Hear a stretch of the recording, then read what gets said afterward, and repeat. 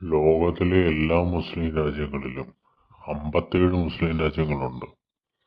ഈ 57 മുസ്ലിം രാജ്യങ്ങളിലും അമുസ്ലിങ്ങളുടെ ജനസംഖ്യ കുറഞ്ഞുകൊണ്ടിരിക്കുകയാണ്, ഇല്ലാതായിക്കൊണ്ടിരിക്കുകയാണ്. നിങ്ങൾക്ക് സംശയമുണ്ടെങ്കിൽ ChatGPT, ഗൂഗിൾ ക്രോം, ഗ്രോക്ക് ഇപ്പോൾ വളരെ ഈസിയല്ലേ ഡേറ്റയൊക്കെ കിട്ടാൻ. പക്ഷേ അമുസ്ലിം രാജ്യങ്ങളിലും മുസ്ലിം ജനസംഖ്യ കൂടിക്കൊണ്ടിരിക്കുകയാണ്. ഇതൊക്കെ കൊണ്ടാണ് പലരും ഇസ്ലാമിനെ വിമർശിക്കുന്നത്. ഒരുപാട് ദുഃഖകരമായ വാർത്തകളും ഒക്കെ പാകിസ്ഥാൻ, ബംഗ്ലാദേശിൽ നിന്നൊക്കെ വരുന്നു, മുസ്ലിം രാജ്യങ്ങളിൽ നിന്ന് വരുന്നു, അവരുടെ ചരിത്രം.